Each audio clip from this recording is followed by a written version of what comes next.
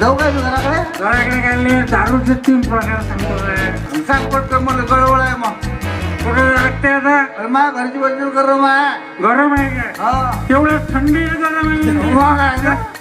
तेवढ्या थंडीत गरम. अरे मागच्या मग तर नशीब आहे मग. मागच्या हप्त्यात 3 दिवस जायला कोणते खाल्ले गरम गरम. मग तर गरम आहे ते. गेला दारूचे एकूण 3 प्रकार आहे. 3 प्रकार हा. पहिला प्रकार म्हणजे देशी दारू. अरे बापरे. देशी दारू जेव्हा माणूस पितो ना हा. तेव्हा मराठी बोलतो. मराठी नाही आमचे झाले पेटे दिवाळी. तो मराठी कसा? हा. रडू नको बाळा. वारे वा. अरे रडू नको बाळा.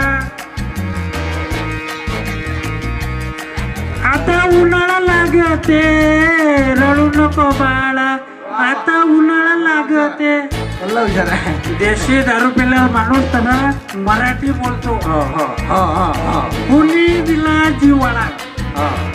कुणी दिला जिवाळा. कोणाचा ताप आला. कोणी दिला जिवाळा. कोणाचा ताप आला.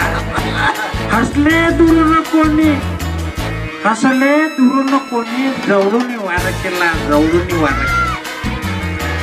आता दारूचा दुसरा प्रकार मी काय म्हणतो. म्हणणं मी ऐकतो मी बेललाच ऐकून झालं. खुर्ची गिरची पाहिजे का बसाले? नाही खुर्चीत लय लोक मेले. मला ऐकू गादीवर बसायला नाही के? त्याला सांग काय काय पटपट जाऊ दे मला घराकडे. गादीवर बसायला नाही के? मी नाही बसत. लोक किती मोठे गादीवर बसते. मला करून बेरून राहिले मी बसायला लागली की नाही तरी. आता दारूचा दुसरा प्रकार आपल्या शाळा देशी दारू झाली. आता दारूचा दुसरा प्रकार इंग्लिश दारू. इंग्लिश दारू पिल्यावर माणूस मेला कसा बोलतो? हा. इंग्लिश दारू पिल्यावर आपल्या घरात बोलत नाही. इंग्रजी बोलतो. इंग्रजी. आपल्या घरात लाता खाल्ले खायला बोललो म्हणजे आमचा जो रमशेर हा. एका शब्दाला म्हणजे मराठीतही बोलतो आणि इंग्रजीतही बोलतो. मग आणि जेवण करायला बसलो. खूप छान जेवण होतं इथं. म्हणजे फुकटच पाहिजे खायला की मला काय म्हणे जेवण झाल्यावर स्वीट मधून गोड खाता काय म्हणते. स्वीट मधून गोड म्हणजे इंग्लिश मध्ये स्वीट मध्ये मराठीत गोड.